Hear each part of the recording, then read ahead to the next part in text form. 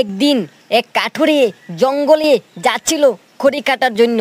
তখন হেঁটে হেঁটে যাচ্ছিল, উনি সামনে দিয়ে যেতে লাগলো খড়ি আনার জন্য। তখন উনি দূরের থেকে তাকিয়ে দেখে একটি মোড়া গাছ, এত সুন্দর দেখা যাচ্ছে, মনে হয় এটা কেটে আনলে আমার অনেক টাকার খড়ি হবে। তখন উনি যেতে লাগলো এই দুরন্ত পাহাড়ের দিকে। তো যেতে হেঁটে হেঁটে যেতে আসে, তখনই হঠাৎ করে একটি বাঘ সামনে দেখতে পায়। তখন বাঘটিকে দেখে কি করব কি না করব করতে আসে।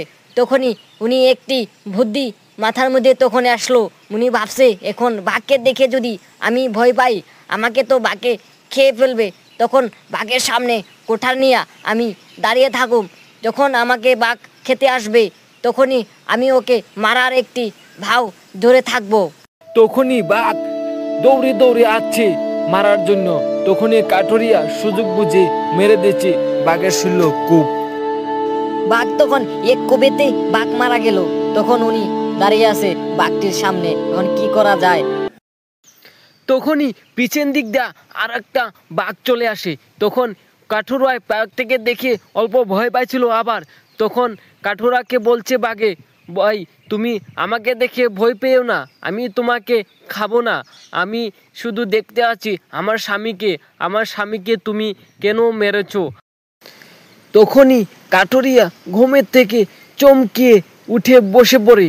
তখনই বউ জিজ্ঞাসা করছে, কি গো তুমি কি এখনো শোও নাই? না না গিন্নি, আমি শুয়েছিলাম, আমি একটি স্বপ্নে দেখেছি, একটি খারাপ একটি স্বপ্ন। আমি জঙ্গলে গিয়েছিলাম খড়ি কাটার জন্য, তখনই দেখলাম বাঘ একটি এসে আমায় আক্রমণ করছে।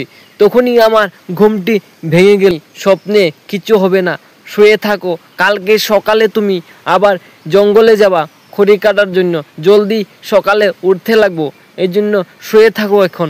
ঠিক আছে গিন্নি, শুয়ে পড়ো, আমিও শুয়ে পড়ছি।